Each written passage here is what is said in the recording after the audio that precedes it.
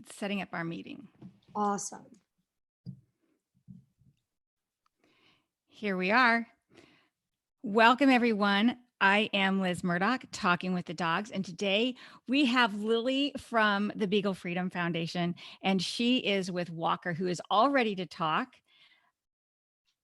Yes, he is. He's very excited, aren't you, Walker? He is. So I have hold on a second. I'm going to mute this. Okay, so we are live on YouTube. We are with Walker, who's from Beagle Freedom Foundation, a nonprofit dedicated to rescuing and rehabilitating beagles from, you want to say it, Lily? You're a pro at this. Yes, the Beagle Freedom Project is a non-for-profit foundation, an advocacy organization that rescues and rehomes animals used in experimentation. So that can be biomedical research, pharmaceutical testing, any animal experimentation. Beagle Freedom Project saves those animals. And it's not necessarily just beagles, but all animals, including cats, pigs, mice, rats, horses, goats, you name it, Beagle Freedom Project saves them. And you not only save them, but you're committed to their rehabilitation. Some organizations will rescue a dog and then turn it over to another organization that does the rehabilitation work. You're very comprehensive. Yes, we do the everything from the point that they are rescued from the laboratory till they are in their forever home. We are all hands on board, and throughout the entire process, even after adoption. You know, we stay in very close contact with our fosters and adopters, and are able to kind of follow the animals through their journey of freedom. Yes, and it can take months for them to decompress. They've never been out. Many of them have never been outside. All of them have pretty much never been outside, never touched grass, never slept on a bed, never had their own dog bowl, never seen a toy. So some people I know would say, how do you get them out of there? Why are the labs willing to let them go? Well, thankfully, Shannon Keith and Beagle Freedom Project passed the Beagle Bill, which changed the law from animals being able to be euthanized after the experiment to actually legally having to be placed into an adoptive home. So that's how we're able to get our animals. And that's all because of Beagle Freedom Project and Shannon Keith passing laws and giving a voice to the voiceless. That's wonderful. And it took a while. It wasn't just like, oh, let's just change this. This is a decade in the making. Beagle Freedom Project was established in 2010. So this has been 10 years in the making, and we're still going. We're still passing new bills and fighting the fight every year. So one of the things, I met Shannon at a dog show. And it just happened to sit in front of me. And there was a row of Beagle Freedom Foundation people or Beagle fans that it was amazing because they're unlike any other from my experience. They're unlike any other, group of people who like, certain kinds of dogs, or they love their rescue because they got their dog. You guys are passionate about the beagles and your mission to educate and support each other. Like, you drive hours to go support each other, like at this dog show where there were many dogs and there was a mass of you. So that's really exciting. Was this in Santa Monica? Yes. Okay, Walker and I were supposed to do that. Yes, there were some beagles there, and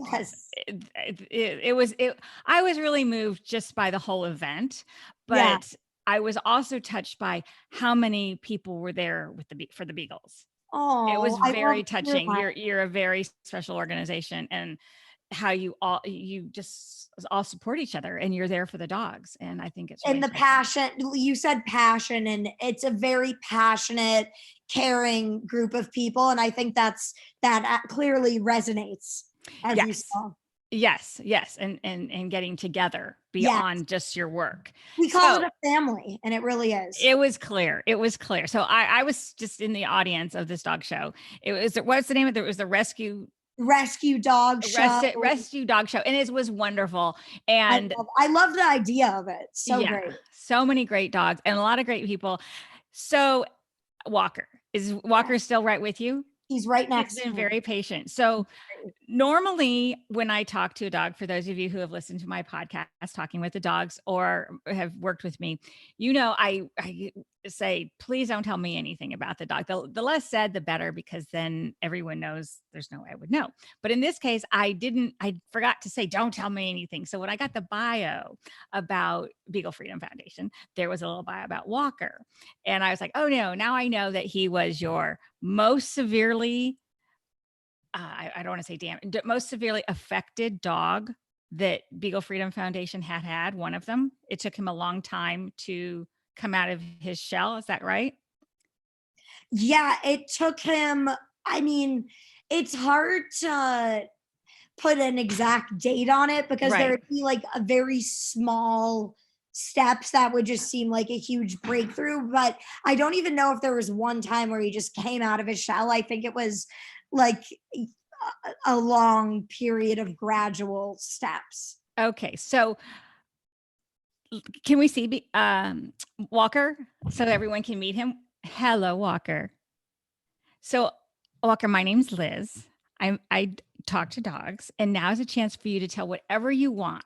Some dogs will tell a lot of different things about whatever, and some dogs are less chatty, but I can tell you're the quiet kind of dog, and you had to be quiet.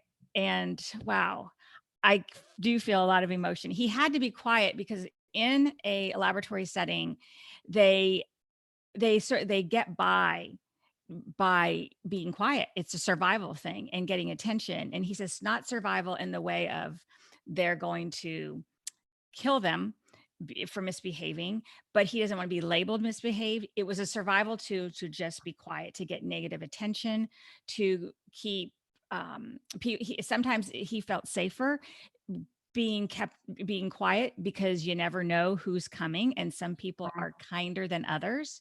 So that's why I just feel like I want to cry. He says, I so can, I feel you're exactly right. I okay. I feel, I see his eyebrows moving, like right, Uh-huh. like he's very. I mean, when you started talking to him, he looked up like he's twitching a little bit, and he is a very quiet dog, and that was not in the description I sent you at all. And that I 1,000% see that for him. So I feel he emotional. says the word. So he could tell that I was getting sad because I could feel his sadness in this confined space, and it would be noisy and he would have to do his best to be quiet, right, Walker? But there are kind people, and he knows that some of the people do the work with the animals because they feel it's necessary for what people want. And he held it together as much as he could. And there were some there was a kind lady, I think, Wow. that so that helped him to he looked forward, he had things to he had hope, he had things to look forward to. And he said he kindness is so important. And I'm just feeling just a lot of emotion. And he also says that he blossomed. He likes to say that he had hunkered down and he had learned that way of coping. I feel it in his um hackles behind in his shoulder, in his neck area. And I think that's a good place in terms of tightness, that he likes to be not so much stroked because it makes him nervous. He likes stroking, like, but he also likes when, like, not you, Lily, because he Yeah. lives with you. But if you were to take both hands and put them on his upper shoulder area, and try both hands and put them there and just hold it, it will relax him. And it's, yeah, and it helps him for whatever reason. That's a place where he's used to. See, I can feel a relaxation. His I feel eyes that. are like getting sleepy. Yeah, he's Yeah. relaxing. It's taking that, it's like cracking the shell is the image that I get. That he has armor. He learned to develop armor, and it's like helping him take it off. Like thawing, right, Walker? It's thawing. So that's an area that helps you thaw. You look a little perked up too. So Walker, is there something else that we should know that you really like? He loves the sunshine.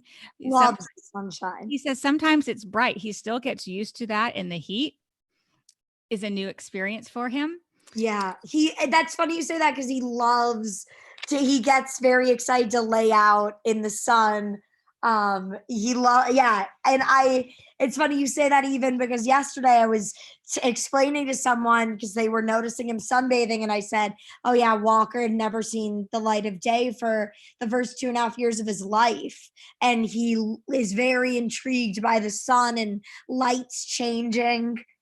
And also the temperature. He can tell the difference between, he's like, oh, it's hot sun, it's cold sun. It's different kinds of temperature of the sun he's aware of because they kept him, my sense that I'm getting from him, in a climate controlled environment. Yeah. So change of temperature is unusual. He's still adapting to change of temperature. Does he have a preference? Well, he doesn't like extreme, the word extreme. I get words, the word extreme. He doesn't like extremes as much, but he's a pleaser. He's a pleaser. So when I say he doesn't like extremes, I'm getting the sense that extremes make him not nauseous, but it's sort of like, whoa, what was that? And Okay. he has to adjust. It's like he'll look around. He likes it warmer than when it was cold. Sometimes it was very air conditioned, and sometimes it was cold Yes. in the labs. Yes. So you've been in the labs? I have never been in a lab. I know exactly where he came from and know people have been there. And it's So air conditioned. You know yes, that it's very yes. cold to them. Very cold. And he when I first got him, did not like the cold, but he was way too thin to keep himself warm.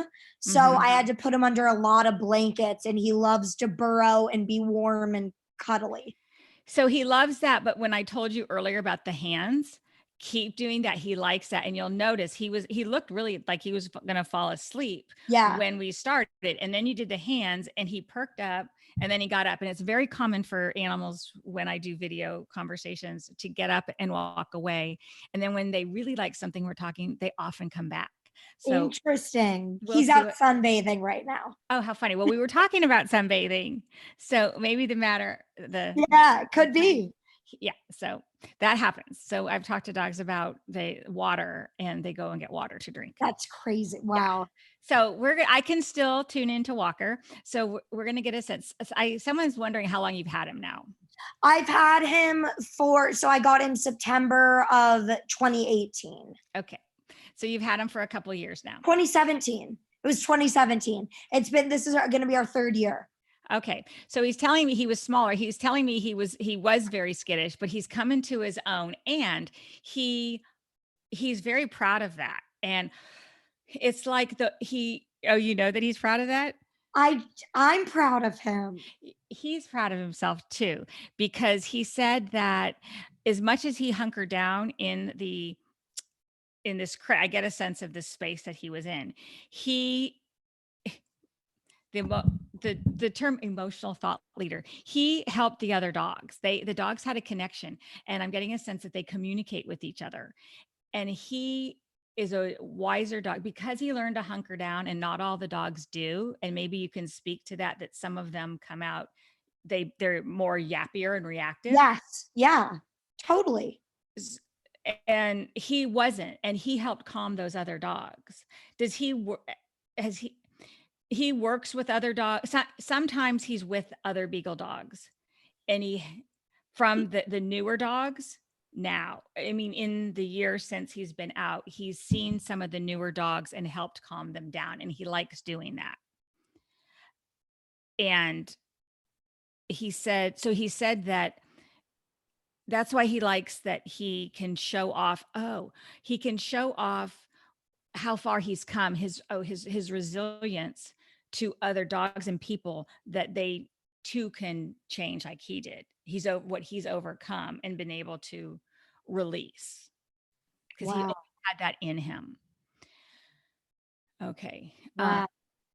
So yeah, he's proud. So he said and I talk a lot about dogs having missions in their work, and so it's like he's retired from that work and he doesn't want to make a big point about it because he'd rather talk about the work that is going on by the people rescuing these dogs. Or in a way, he says that the labs don't like to think about it as rescue because it's like interesting, because it's easy to think, oh, that's horrible, they're doing medical testing, but we have to work together to help the labs, now that there's a law, take the dogs to their next stage of Does life. he know this? Does he That's what I'm know? getting from him, is Wow. that's why he's like, because he said there were some very kind people. What was hard is that there's different people, and some are going to interact with a dog in a laboratory setting, not as an animal, but as an individual. And there was someone there who was more individual than work. And And he knows that. Is he consciously aware of like he was in a lab and now he's free? Does he know? Does he know the difference? he knows the difference in his life, that his life has changed, Okay. and that he has a freedom of choice. And choice for dogs is a big deal. As much as we might want to train our dogs to do this and that, dogs like choice. Do you want to sit here on the couch Right. or here? And the more we give them choices like a toddler that they can choose, the happier they are. They had some control in their lives. I mean, Yeah. I ask people sometimes, if you were trapped in a building and people couldn't get to you, would you want them to send a dog? And everybody says yes, right? So Right. we have to give dogs credit, and we give them choice of where to go to find someone buried under rubble. So Right. give them choice on which side of the couch they want to sit on or whatever. But he had Right. choice. He knows he had choice, but it's made him selective outside of where he was, that he goes to the people like you who's honoring his, not like his poor baby kind of thing. What a horrible life. That was then. Now I'm here. Let's celebrate and focus on what I can do outside the lab. And so we can help other dogs rehabilitate, kind of thing. He's like, because there's people who like, I would never want to get a dog that I didn't know that, or it had a troubled past, because how am I going to help it? But stories like Walker showing that he's such a wonderful, loving addition to your life, Yeah. help others think, oh, I could do that. I would love to do that. And it helps the shift to Right. that you need fosters or people volunteering to take these dogs who are capable Right. of dealing with the transition, but knowing that sometimes a challenge in a dog is not permanent. Right. And Right. that's a And they grow lesson and to know. change. Yes. So I think this feeling I'm getting from Walker, where he, before he was tired, and then when he lays out in the sun and he can stretch out, and I think he'll come back and he'll show us that that can happen for a lot of dogs, and he likes to show that. So Wow. your question, does he know he was in a lab? He knows he was somewhere that he had to live in this hunkered, shivering state, and he knew for whatever reason he had to be quiet. For him, being quiet was a survival mechanism, not to yap, because, Was he afraid? well, I get the word skittish. I think he was afraid at the unexpected of the things he didn't like as much. Like a dog, if we take a dog's food away, we can say afraid. Oh, I think they did take their food. They had a certain amount of time to eat and then they would take it away. I Wow. get a sense that yeah, they Well, had that's time limits. correct. That Oh, is totally, and that's why, because Walker's more meek, timid, I would say, is why he was so skinny, because the other dogs would go eat before. Like he didn't, he's not aggressive like you've been saying, he's more quiet.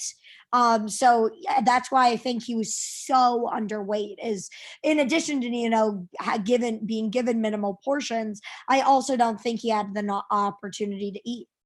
no, no, I think there was a time constraint, Yes. and he was cautious about it. And I mean, I have 3 dogs and they all eat in different ways. Me So too. some of it is just personality. And his personality was like survival. Mm. And I do feel, I'm saying, can we talk about something else? So Okay. Yeah. the food thing, Wow. yeah. So he knows he's in a better place, but I don't feel like he just doesn't want to go there. We don't, and we don't have to. I know it was very traumatic. I'm curious. Um, I had a dog pass away recently. Did he notice that? And did he have any thoughts about that? So the first thing I get, of course I notice he's very aware of shifts. It was a shift. He's aware of a shift of energy in the household, and he's aware of your grief, not so much his grief. I'm about to cry again. Yeah.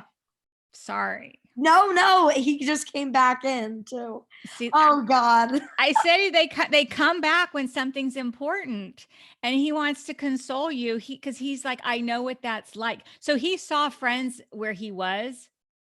You okay? Yeah, go on. This is just very real. He saw friends leave. So And not come back. exactly. So he's well, what he's saying, he's used to that. Wow. I know this. Wow. I have the emotion. So for him, that's why it was different, because I guess he liked the other dog, but he's used to friends leaving. Jeez, that And is so tough. Wow. Did he like that dog that left? he did. Well, I'm seeing the words not so much. So they liked. Freddie was so mean to him. Freddie was so mean to Yeah, Walker. that's Yeah. why he wanted to like. At first, I was like, he wanted to like him because his Walker's goal is to get along with Yeah. anyone and anything. If he's on his bed and you plop a blanket on top of it or something, a book that he doesn't want, he's not going to make a scene. He's going to try and get along. Yep. So his first inclination, and so Walker, I'm going to say, Walker, you don't have to get along all the time with things that you don't like. You can choose. You're in a safe place, Walker. Okay. So no, he didn't. The other dog, he doesn't even want to say I didn't like the other dog. He's just saying not so much that. Let's leave it at that. You loved the other dog. Yep. He knows He you love. wanted to play with him, but Freddie did not want to play with a young beagle. What does he think of his brothers now? The little guys. Does he call them? Would he call them the little guys? I call them the little guys. Oh, you do? Verbatim. Yes, they're my little boys and the big boy, the little guys. Yeah. See, he's very kind of crazy. First thing he said was the little guys. That is so wild. Yeah. So his response is, "What can I say?" That is so funny. He's not gonna put anyone down. He's not going to put anyone down, from the people in the lab to dogs that aren't kind. The people in the lab are doing their job. He says, what people need to know listening is that our consumer economy, as much as we think, oh, that's awful, is still based on testing on animals. Wow. And that people are doing their jobs. They have their own kids to feed. It's part of the business that's accepted. And he's going to say, I'm just going to leave it at that. And I'm glad that we have a life outside of that where we can go and live after we've done our part. But until our consumerism changes, because he says he's seen it all within the lab, until the consumerism changes and that people don't want those products or don't need those products that for whatever reason need to be tested on animals to benefit people, then it will continue. And that's just the way it is. And he's not going to go into that because it's really the people making the choices that keep it going. But there were people within the lab who were doing the best they could. Wow. And where did that come from? Why did he bring that up? I think when he's talking about getting along with the dog that passed away, where he learned that is because for him, survival within the lab to live his best life was based on this personality that he adopted that worked for him. Whereas other dogs I have a rescue dog that I say she yapped her way into my life. we were at a vet and visiting my sick dog, and she was just barking, and she'd been abandoned at the vet. And I was like, can we just take her out of there? And they were tired of it, but they didn't know what to do with her because they kept hoping her owner would come back. So she yapped her way. They took her out. I held her, and she ended up coming home, and here she is now. Wow. 10 years later, I still have her. But so Wow. for her, the yapping got attention and got what she wanted. Walker learned, and lots of dogs have different ways that they cope. Walker learned to sort of, what I'm getting, toe the line. Yes. To survive, to get what he wanted, whether it was someone stopping. I get an image from Walker of these dogs like in a row, and some are sick, get sick, or they've eaten too fast or whatever. They're having an effect from whatever they're testing on them. Walker would be quiet, and then someone was like, "Oh, you're so good." He'd get positive attention by being that way when the dog next to him might be yapping or doing something considered irritating, like noise, making noises. So that dog's making noises. So someone comes over, shh, be quiet. And he's sitting there like cute little Walker, and he gets oh, you're so good. How you doing? He's wagging and walking as you said that. So hi Walker, you want to come back and say anything else? You can come back. Come here, Walker. You want to say anything else that you really liked it? You really liked wagging when people would stop and be nice? Do you want to talk about your brother, Russ, who you love so much? No, he doesn't. He says, let's talk about me. Okay, Walker, come back up. He'll come back up, Walker. And we're going to move off the lab. And what do you want people to know? The Beagle Freedom Foundation does a great job. He's not about him. Hi, Walker. So he likes his baths. Yes, he loves bubble baths. Yeah. So that's what so I asked him what he wants people to know. He loves his baths. He likes the whole thing. Wow. I always thought that.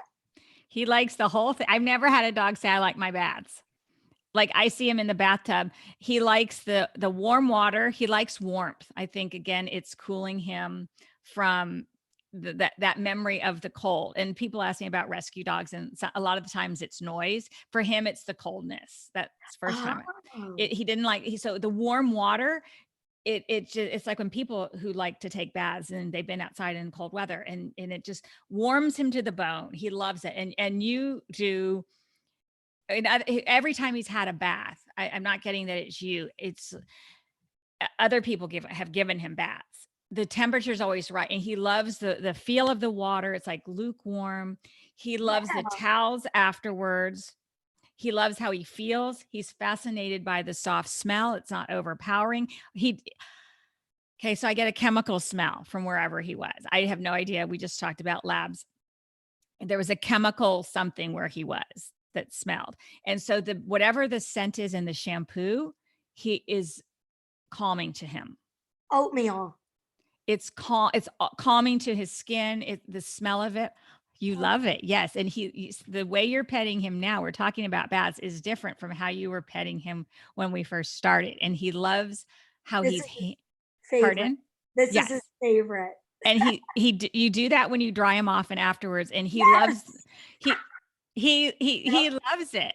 Walker, you're exactly right. I take because he gets really wet right here, and I have to take the towel and dry him under like his armpits because it just all the water drips down. Yep.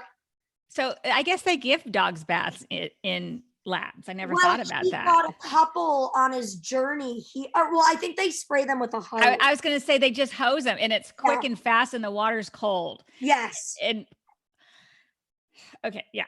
I got that. He likes it warm and gentle, and oatmeal bubble bath. Loves it. He loves the temperature, the whole thing. Okay. The whole thing. Okay. What so else we got. does he like? So what else? Okay. So he want food. Okay. So food he's still adapting to. I guess he had digestive transition. Yes. To his new food, and it still lingers. I guess maybe. Okay. So his digestive tract is not completely. I cannot believe you said this, because every 8 months he will have a tummy issue. Every 8 months, like clockwork, it lasts a week, and he has like runny stools, and no one knows what it is. So I assume you've taken him to a vet for this. Can't figure it out. Okay, so do you do a journal? So it's normal. So when you get to the 6-month mark, I want you to start keep a journal of, so that you can take that information to the vet. Well, Because it only happens once every 8 months. I know, but it's still happening, but I can still feel it, even though it happens at 8 months. It's like building up. So, whatever you're doing that stops it, you help them with it, Yeah. and then it gets better, and then it comes back. So there has to be like a systemic change, because it's not completely fixed. Is it from the laboratory, or is it he just It might be a scarring thing but I get the sense like, okay, so I get the sense like his so did he have a tube in his mouth? We don't know. Maybe you don't we know. don't know, but Okay. We're just going to say it doesn't matter. So I get the sense that his digestive tract is like I had sewage pipes that I replaced. They were old. And so, I mean, they were from the 1940s. And when I saw them, they were like clay that they were crumbling. His digestive tract is sort of like that. It's an older, how old is he? he's 4. Okay. See, I feel just nauseous. However old, he's 4. His digestive tract is that of an older dog, is my sense. It's like needs an oil lubrication. I don't know. I'm not a vet, but I see that it looks like my clay pipe. It's similar, so that when you talk to the vet, you can ask about that. Is there a lubrication or something we can do so that it's like, to me, it's like they treat it when he gets this issue at the 8 months when it happens. You treat it with something. No, it runs its course for like 2 days. He'll eat normally. He just has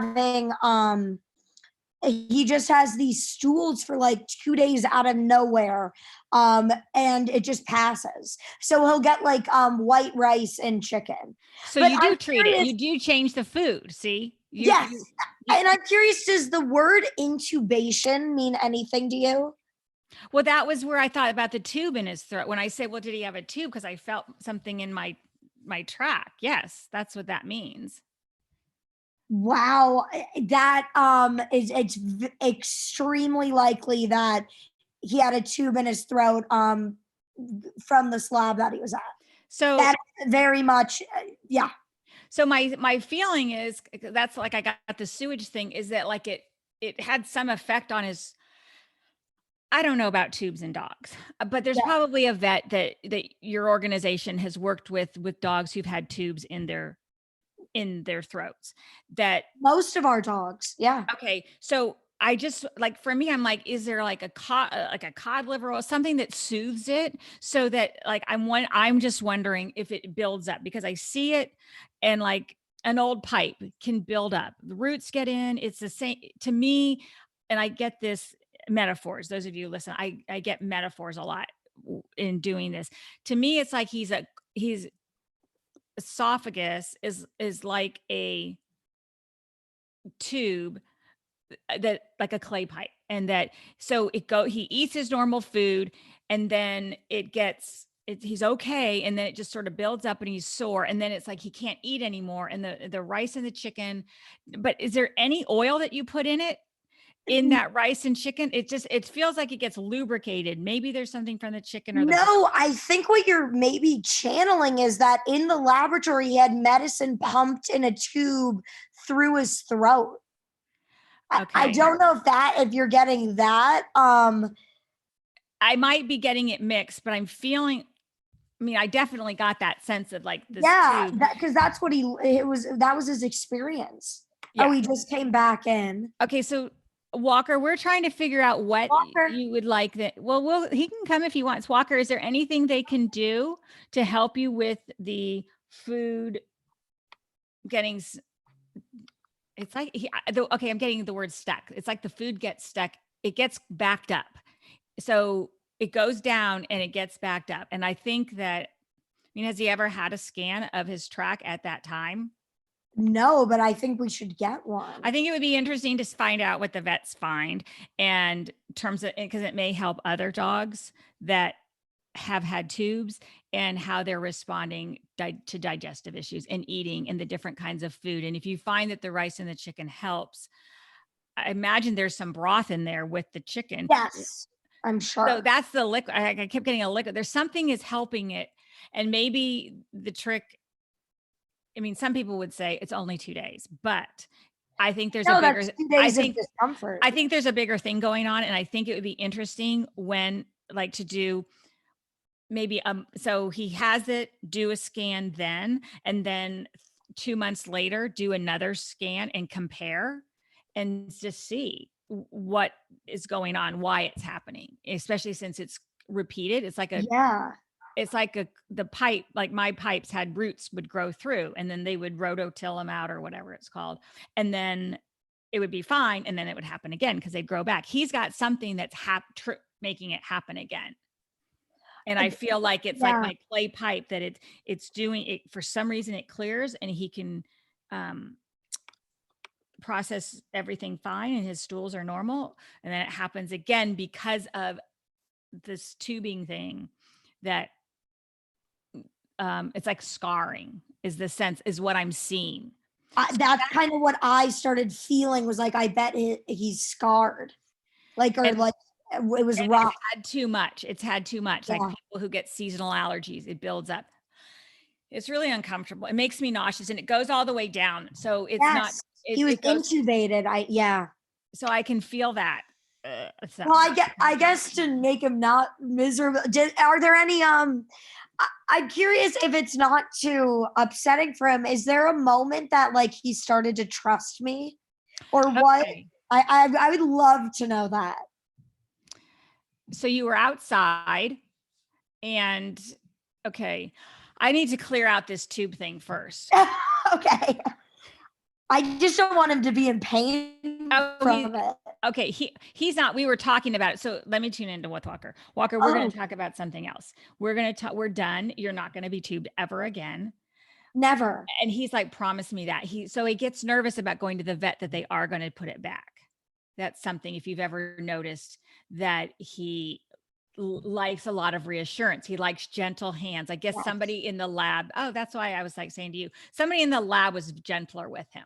Wow. I see a white lab coat. It was a woman who was gentler with him. They would take them out of the cages individually. And that was the only time he was held sometimes. And he liked being held close to the body. It's this feeling.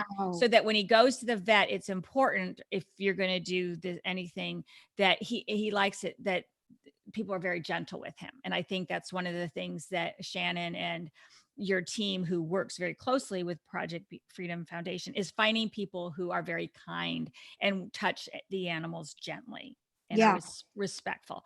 So yes, so the vet, so no, he's not, he's clearing it out. He says, we got it. Okay. So Walker, we're going to go to your connection with Lily. And what made you turn the corner? He was watching you for a long time. He watched you like a hawk. Yes. He watched you like a hawk to make his decision. And then he made a choice and he came to you. And I get this vision. It was outside in the sunshine, that he came to you in a special way and climbed in your lap. And yep. I cried. I remember he came up to me for the first time outside at my apartment's little dog run. He came up to me. Yeah. He made a choice then because he'd been watching you. He was selective, and there were others that were trying to get him, who wanted him to come to them too, because he goes, everybody loves it when the dog picks them. But he says it in a very kind way, like a wise way. He's like an older dog. Wait, was this the first time he met me ever? Well, I don't know. That also, this could, I'll let you keep going. I'm curious if this was the first time I met him or that time at my apartment, because it could have been the first time I met him. He was outside and everyone kept going to pet him. And it was the second I decided I was going to take him home. And when he came to you? I just picked him up and put him on my lap and he just melted. And he was like, had not looked comfortable at all. Mm-mm. Again, he had the choice and you allowed him the choice. And some dogs' choice is really important. Yeah. So he was allowed the choice and he felt safe. And remember what I said about the woman in the lab? Yeah. What exactly did you do when he climbed into your lap?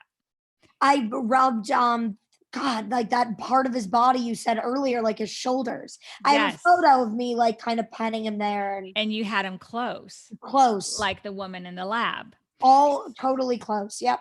Yeah. So in a way, to me, it's like it just shows that if when people are working, like sometimes labs and shelters, like, oh, well, this awful place, there are people working there that are making such an impact because whoever this woman was that worked with him in the lab set him up so he knew where to go for safety and Wow. gave him hope. And he found that with you because you were familiar in a very positive way and he chose you.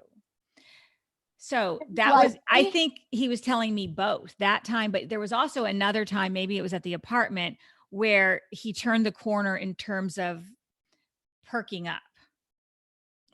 okay. Yeah. Does he like me? What does he think of me? Like what I'm Of so course he curious. likes you. Of course he likes you. He sort of laughs. He goes, "Well, isn't it obvious?" But he goes, "But that," he says, "it's hard in your house to show how much he likes you." And then he sort of rolls his eyes like the other guys. That is so funny. Here he So comes. yeah, Here he comes in come here, now. Walker. Walker. She's Walker. Here he comes over. Are yeah. you being silly? No, he says it's Oh, he's through making you. a face. I know, Walker. You've Are got you your being hands full. silly? He's got his hands full with these other dogs. And remember, if the other dogs are going to get loud, what's his pattern that he's going to do? He's going to go quiet. So Aren't Walker? Yeah, that's funny. But yesterday he barked a lot and was like expressing his voice, and I was so proud of him. well, It was he's like, learning. Yeah, yeah. and I bet he's going to do it more. So Walker, so you just asked, does Walker like me? Walker, we're going to tell her some specifics about her that you really like Oh, now. Like he's grateful for what you did in the past, but moving forward and now, he says he would like some more treats actually. He said he could use more okay. treats and he says more frequently. He said, "Oh, more free." My stomach, my body relaxes. He says more frequently is better because he does better with smaller amounts. Okay, it's just his brother is obese and on a weight loss program, and when I give one, I have to give him all. But he said he doesn't care; just give him anyways. No. Because he in the lab there were some other dogs that he was sort of watchful over. So no, Right? he Can does you let care. him know that Oh, that well, it's you like can tell him. oh, he can hear me. Sure, he can. Oh, It's you that Walker, can't hear him. it's Russ. Russ is too. Oh my god, he like totally just perked up and looked over. He Russ knows. is too fat, so we all have to suffer, and you can only get them sometimes. No. He says he's done suffering. Remember? Oh, sorry. Right. So we can only get them twice a day. Okay. So he said That's what we're doing. that schedules can be changed. Okay.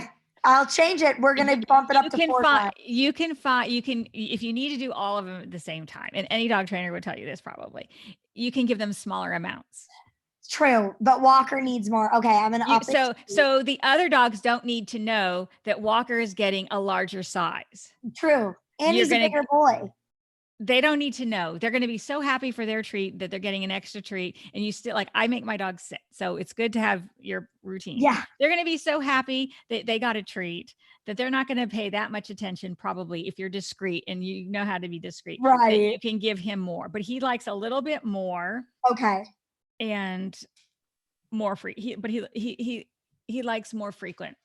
So it doesn't have to be more each time, but he wants them more frequently. This is And so funny. So his dad is in the other room listening, and he said, I felt that yesterday when I wanted to give him another one. And he went out and brought Walker a second treat. And I remember that yesterday. That is so, you're exactly right. Yeah. he wants And- them more frequently. okay. And his dad went and brought, what does he think of his dad? His dad's name is Corey. He thinks he's great. He says Corey hears Walker more than you do. Wow. And they talk a lot and he's like, you could all talk to me together.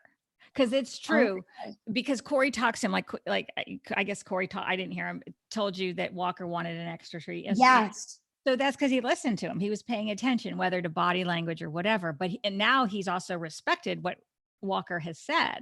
So Walker's learning that it pays to tell what I want. And is he scared or nervous of Corey at all? Or So Corey walks fast sometimes. yeah, Corey's big and he walks fast sometimes. And so it's the feet walking. He doesn't want to get trampled. interesting. And Yeah. the other dogs are more agile than Walker is. And so they skid about. Yeah. And so Walker's not as used to that. And so Okay. it's not Corey per se. It would be anyone. Any man, and he does that with any man. That's interesting. And I don't know that I don't get the sense from him that it's men. I mean, if you brought in a woman who was tall like that and walked the same way, it's the movement, it's the physical. It's it's that he doesn't want to get trampled and he has a space thing. He likes to be able to be in control of his space. That leads me to another question. So when Corey comes home, he'll get really excited and run in circles, like yelling, so pumped, like it's his favorite. But when Corey wants to pet him, he'll he's not. It takes like a couple hours. What's that about? Because next time Corey does it, watch that Corey's standing there and bending down over him. If Corey, right? Yep. Okay. So if Corey, and then a couple hours later, is Corey sitting on the couch or something? Yes. And then he comes over. So what if Corey comes home, takes his shoes off for some reason? I'm like, take the shoe. They're like boots or something.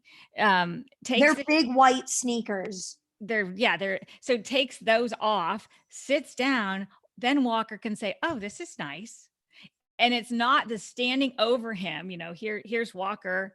And here's this big person coming down to pet him. He's like, "What's this?" Because he gets so excited before then. Yeah, you're right. So if he lets Walker does his thing, and then Corey does his thing, and they sort of ignore each other and doesn't try to connect as much, just hi, greeting, and then goes and sits on the couch, Walker can come and sit next to him. They're equals, and then they can have their bonding moment. Love it. I'm so excited to do that. Yeah. Wow, you're incredible. Wow. Well, thank you. Well, hopefully it will work. But I sense that that's what he wants. He doesn't like, and I've had that with other dogs where they show me a picture. It's not so much the person, it's the behavior that the person is doing that has the dog like, wait, what's this? Walker is a dog that likes to know his space, where he's safe and what's happening, the sudden movement. So someone coming home, as much as he's excited, he's not sure what's going to happen. And does he like our new house? Speaking of space, and like he loves it. He loves it. He loves being able to explore and he loves to get away from the other dogs. And I guess, does he have a bed that's somewhere else that he can go to away from the other dogs? Yes, and he has his couch that only he can get up on. Yep. He likes that. So he has options. Choice. We're back to choice. Right. That's what made me think of it, because now he has so much more space and choice. And it's like he's a new dog now, like so much more social and running and barking for the first time. I was curious. It had to have been the space. I was just curious if, Well, it's space and choice, and he knows what to expect, the structure. So even though he has choice, you still have your rules. Like, he knows that that's his bed. The other dogs are not going to go there. And so it's not like I'm saying just give a dog choice.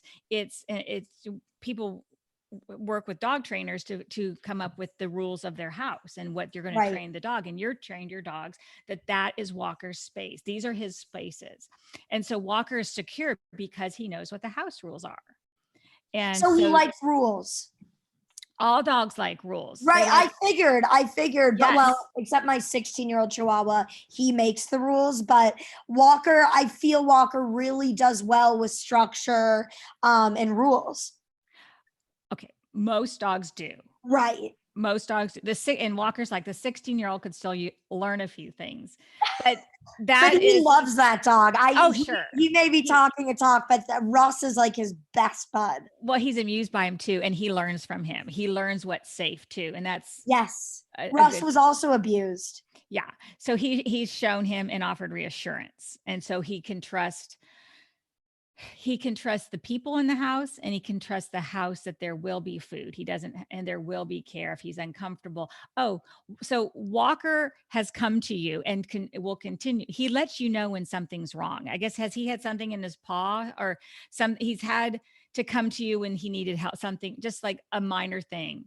Yeah, he does that with a lot of things. Yeah, so he's learned that you're safe. And he's Yeah. learned that from the other dogs too, seeing that, oh, I can tell you something. Okay, so I want to see if there's anything else. Do you have any other Yeah. questions? Um, I have a list of questions, but Okay. I'll see if there's one more that's we covered the lab. I don't know. Is there anything he's eager to tell me or share with me or wants me to know about him or that I can do for him? Okay. Well, that's a lot. Okay. I'm going to just ask him generally. Yeah, just if anything he wants me to know. Okay. So, Walker, what would you like Lily and Corey to know about you? Anything you want them to know? Okay. The first word I get is more. Um, have you given him peas? Do you give him peas? No. I'm little round pellets of something. It was the first His thing dog food is that. he's saying more. Are they little round pellets? Yes. Okay, he wants more. I guess is he skinny now? No, he's thick, chubby. Okay. So he's that was his first thing. Okay, so I'm gonna ask him. He says more. He wants more. He Okay. likes it. Oh my God. It's these little, in his dry food, there are these little balls that there are only like 8 of them. They're just like sprinkled in and he loves Are those. they green? They're yellow. They're Oh, like so a yellowish. Yeah. okay. So I think he wants more of those. He wants more of these little round things that are like peas. Okay. Yeah. They They look, yeah. they look like peas. Yeah. They're around. Yeah. Okay, he wants more of those. Okay, so that's one thing. Okay, so Walker, we're gonna assume that he goes, "Yep." Look at him and see if um he okay, he wants that. What else, Walker? Is there anything else that you want anyone to know? He says, "Thank you." For, Thank you for what, Walker? The care, for paying oh, attention and getting me out. so He he says, knows. I think he knows. Yeah, I mean, sometimes I just say what I get. Sometimes I say like this sounds like I'm just saying it, but I think I get from him what he's saying is thank you for getting me out. It wasn't easy. It's a hard transition for the dogs. So the volunteers and the people who are doing it, he knows that the people it's work with these dogs. It's not just getting a dog like, oh, we're going to go get a dog from the lab. It's a lot of details that come together. And he wants to say thank you. He's showing me, I guess he's aware there's paperwork, there's like steps. I don't know how dogs know. I've never done this. So I'm just saying he knows that there are many steps and many, many people involved, and there's legalities and there's just and then the dogs, he says the dogs come out. He says we come out and we're bewildered. And I've never seen this. We're bewildered and it's a lot of patience. People want to give up. He's heard people say, is it worth it? What are we doing? Why are we doing this? And he's saying thank you. That's his he's saying thank you for not giving up on me and for us. It makes a difference. I feel better. I just see all this. It's like, it's just a lot of work. It's like this tangled, like I see like manila folders and, I have his adoption certificate in a manila folder. oh, really? Yeah. He's saying thank you. He knows that there's a lot. It's like you might have a manila folder with his adoption, but getting him there took many manila folders and many steps to get to one manila folder. It makes me cry. It took many steps to get to one manila folder. And he says, thank you for all of the dogs. Well, I want to let him know it was worth every second and all the patience in the world. I would do it again tomorrow for him. And he is Yes. not a burden. And I want him to know that. He knows that. And you can talk to him. Yeah. You can tell he knows he's not a burden and he knows it's all good. Good. He's very fortunate. He's talking about the other guys Yeah. that are still there and waiting for their turn, and that it depends on not just the same people. And he wants to say thank you to the people who are kind within the labs. He says that. Wow. And yes, he says thank you for the good care.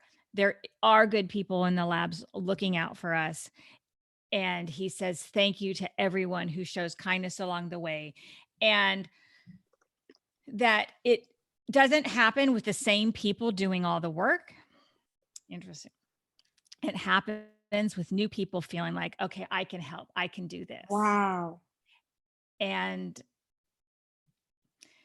so I guess like instead so as we wind down our conversation today, Yeah. and I when I work with rescues, I say, you know, can people make a donation? Would you like them to go to your website if they want to learn more? We have you go to the Beagle Freedom website. Why don't you tell them what it is now?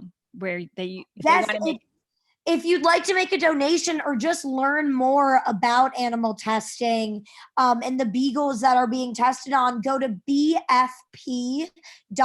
That's BFP as in Beagle Freedom Project.org. Okay. And so you can donate. But what I'm getting from Walker is that besides financial donations, sometimes you need people who are experienced and can help volunteer to carry out some of the tasks, because there's many Yep. tasks and many ways people can help. And we have a group of 29 beagles arriving from South Korea and Los Angeles. So if you are in the area and have it in your heart to take in one of these special souls, please submit an application at bfp.org and our wonderful adoptions team will be in touch. And when do these beagles arrive? I believe they are getting in the next 2 weeks. So they start arriving. Okay. So yeah, June, they'll be arriving. They'll be arriving. Walker is hopefully going to have to tolerate another foster beagle, but it sounds like he's very pro. Pleasure. Yes. So I think he'll be happy about that. It's his pleasure. Good. He can work, and this is the kind of work he loves to do. Good. Yay. Yeah. Good. So I think we've covered everything for today. I look Yes. forward to talking with you and the Beagle Freedom Foundation. Thank another you. time. Thank Yes, you so much. sure. We uncovered so much that I'd always wanted to know. So thank you. Thank you for welcome. giving a voice to Walker. Well, it's my pleasure. It's my pleasure. And I encourage you to continue talking to him as well. And if you need Absolutely. help, Corey can help. But Yes. talking with dogs, I think, as you can see, really does work. Dogs are willing to share stories and things that they want us to know. So, And by the way, the dogs that we're getting in are also flying to SFO in San Francisco. So anyone Okay. watching in that area as well, we always need our incredible fosters and adopters. Okay. So go there if you're interested in helping or learning more. If you're not ready now, Yes. but you might be another time or have thoughts, you're open to the volunteers, because from Walker has shown me it takes a lot of people to make this happen. Truly, it takes a village. Great. If you're interested in more in my work, I'm Liz Murdoch. You can find me at talkingwiththedogs.com or Instagram. And I look forward to helping you in any way I can, talking and understanding your own dog. So Lily, Walker, thank you. We're Thank done. you. And I'll talk to you all next time. Thank you so much, Liz. You're welcome. Bye.